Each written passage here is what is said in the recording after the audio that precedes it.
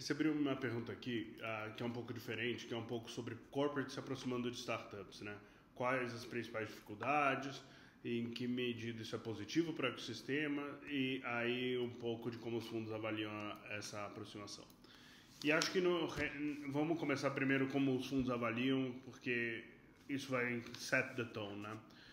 Corporates são uma parte fundamental do ecossistema de inovação. Sem eles, a gente dificilmente vai ter clientes B2B ou clientes B2B que tornem as nossas empresas grandes e a gente não vai ter saída, tá? Ou contar só com o mercado de IPO é uma fração muito pequena de empresas que dá saída por IPO. Então, no geral, a gente precisa que os corporates estejam nesse ecossistema. E aí eles podem estar com vários papéis diferentes, né? O primeiro deles e o mais óbvio é como cliente, tá? O corporate aprender a comprar e usar startup é fundamental para o ecossistema, principalmente para as empresas B2B. O segundo é ele começar a fazer saídas, e aí a gente tem dois tipos de saída, né? Tem a fácil, que a empresa é um sucesso, vale centenas de milhões de reais, e ou o corporate compra, ou ele vai ganhar um competidor de peso, né? E aí é fácil essa compra. E é o que é muito visível, mas no modelo americano e o que tem funcionado muito bem é o corporate comprar a empresa que vai medianamente bem.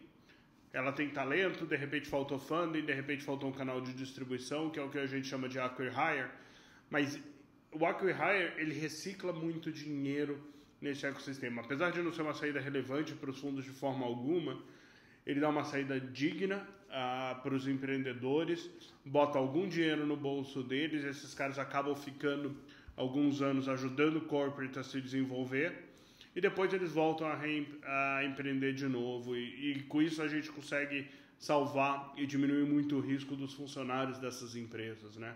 Na hora que é binário, ou vira uma empresa de $1 bilhão ou essa empresa quebra, o risco é muito alto. Na hora que a gente consegue falar, poxa, você pode virar uma empresa de $1 bilhão, você pode virar uma empresa ok e ter ganhado mais ou menos a mesma coisa que você ganharia se você tivesse ido para um track corporate, ou você pode efetivamente virar zero, você cria um caminho do meio que diminui muito o risco no ecossistema e que facilita atrair talento para dentro dele. E aí, como investidor, aí é um pouco mais tricky a questão do corporate, porque tipicamente o corporate ele quer um monte de direitos especiais que não fazem sentido para as empresas, né? Se você é um corporate e você exige direito de preferência, direito de exclusividade, primeiro que o direito de preferência está limitando o potencial valor dessa empresa. Então, para o fundo, isso é super problemático. E se você pede exclusividade, você está limitando o addressable market dessa empresa de maneira muito significativa. A menos que você seja 80%, 90% do mercado, no mínimo você está limitando em metade o tamanho que essa empresa pode ter se você for um duopólio. E conforme vai caindo seu market share, isso aí despenca muito o potencial dela e aí você está prejudicando a você, ao investidor e ao empreendedor, porque você está limitando o que ela pode ser. Dito isso, quais são os principais empecilhos dos corporates em lidar com startup? O primeiro deles é entender. Esse é um mundo diferente.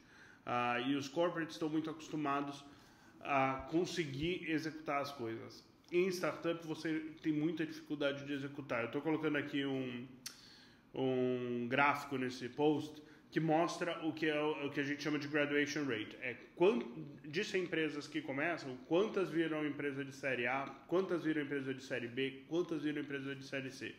E você vai ver que na hora que a gente chega em série C, que é uma empresa que está valendo algo na casa de 30, 40 milhões de dólares, que ainda é irrelevante para um corporate, a gente está falando de menos de 10%, provavelmente mais perto de 5%.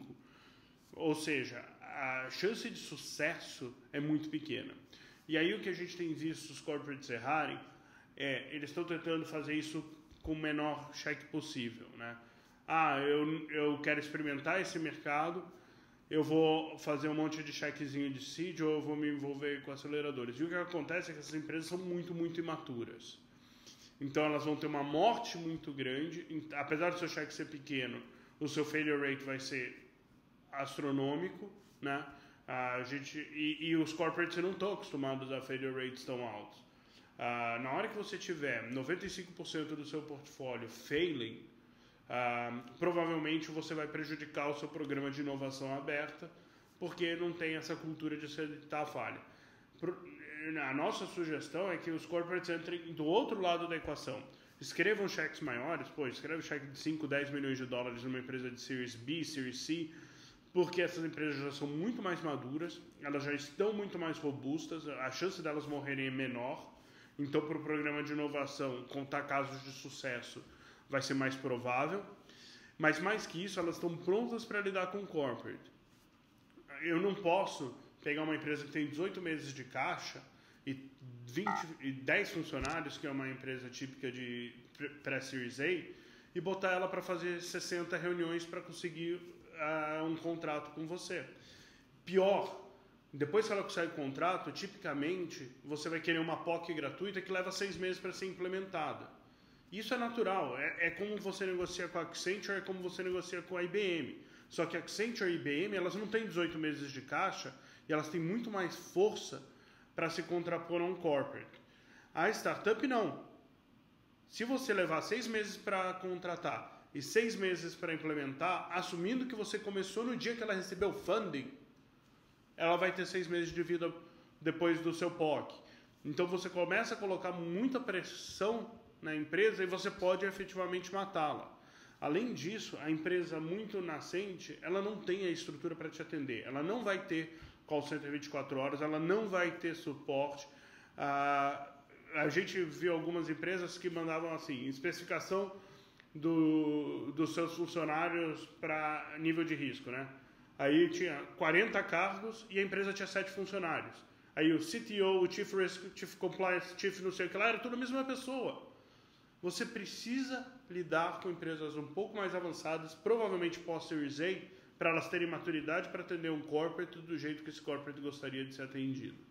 E isso é um negócio que a gente tem falado bastante e espera que o pessoal entenda um pouquinho. A outra ponto importante é, as empresas elas são criadas para, dado que o modelo está dando certo, está funcionando, o que se faz é criar um monte de sistemas de controle de risco para garantir que as empresas continuem executando o que tornou elas bem-sucedidas, né? Nenhuma empresa fica grande sendo mal-sucedida. Só que isso significa eliminar riscos, eliminar variabilidade, o que é exatamente uma startup. Então, até o processo de compra, o seu processo jurídico, o seu processo cultural da empresa, ela está feita para limitar risco, enquanto a startup está trazendo risco, ela está trazendo a mudança, e isso torna o processo muito lento, muito difícil. Você precisa trabalhar em cultura e você precisa ter um sistema que te permita hackear o sistema. Você tem que ter empowerment para vir de cima, para chegar para o cara de compras e falar, olha, sua exigência de 3 anos de balanço auditado, ou sua exigência de faturamento mínimo, ou a sua exigência de ser uma SA, simplesmente vai ter que ser desconsiderado para esses 7 de empresas aqui, porque senão a gente não vai conseguir fazer negócio. O seu jurídico vai ter que abrir mão de um monte de cláusulas que ele tipicamente exige. Senão, você não consegue fazer os negócios. E para fazer isso, é tanta mudança dentro do processo da empresa que você só consegue fazer se você tiver o C-Level te dando mandato para hackear o jeito que as coisas são feitas. Acho que são esses os grandes pontos. Se tiver dúvida, manda mais pergunta. Abraço.